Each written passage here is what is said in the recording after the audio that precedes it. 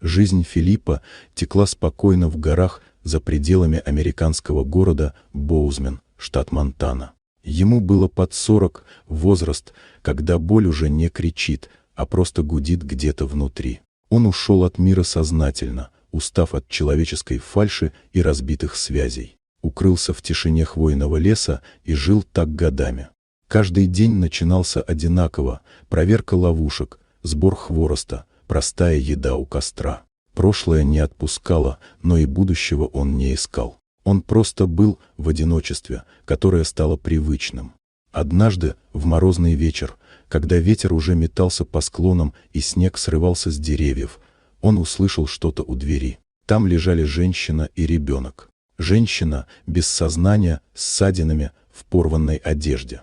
Рядом мальчик лет 5, дрожащий, с посиневшими губами. Филипп не раздумывал. Затащил их внутрь, растопил камин, дал воду, еду, укрыл. Мальчик молчал, но смотрел на него с тревожной надеждой.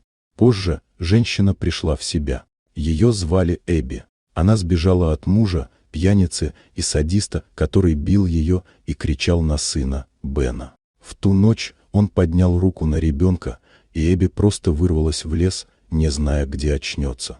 Филипп слушал без слов. История была чужой, но боль знакомой. Он не задавал вопросов, просто оставил их у себя. Прошли недели. Они стали жить втроем. Он построил пристройку, делился запасами. Бен сначала сторонился, а потом стал следовать за ним по пятам. Начал называть его дядя Фил. Эбби постепенно оживала, пекла хлеб, мыла окна, смеялась. В доме впервые за много лет звучал смех. Но прошлое не ушло. Однажды бывший муж Эбби нашел их. Он был пьян, вооружен и зол. Хотел забрать сына. Филипп вышел навстречу. Завязалась борьба. Нож ранил его, но он не отступил. Крики услышали лесники. Они пришли вовремя, вызвали полицию. Нападавшего арестовали. Филипп оказался в больнице. Эбби и Бен были рядом все время. Когда его выписали, дом стал другим, живым. Там был кто-то, кто ждал. Кто-то, кто называл его папой. Он не сразу принял это слово. Но когда Бен снова сказал: «Папа, посмотри мой рисунок», он не сдержал слез. Прошло 1,5 года. Филипп больше не прятался. Продавал древесину в городе, помогал соседям. Он понял, не важно, сколько боли было.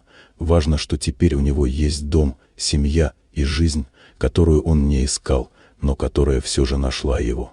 Вот такая удивительная история. Дорогие друзья, если вам понравилось видео, поставьте лайк, а также подписывайтесь на канал, впереди еще много интересного.